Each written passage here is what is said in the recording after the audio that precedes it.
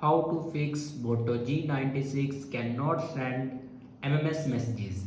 So let's start the video. First of all, check your network connection works properly or not. If it doesn't work properly, then update your network connection. After update a network connection, then swipe down to your control center and here you can turn on your mobile data.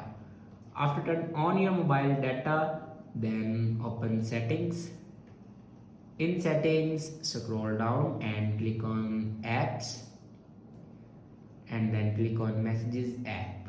Now click on storage and cache, and here you can clear the storage and cache memory of messages app.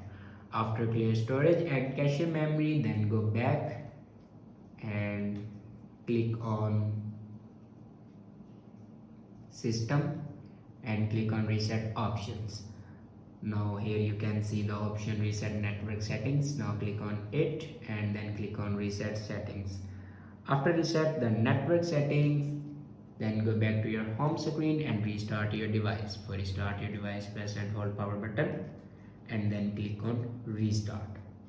After doing these steps, your problem will be fixed. I hope this video is helpful for you. Thanks for watching.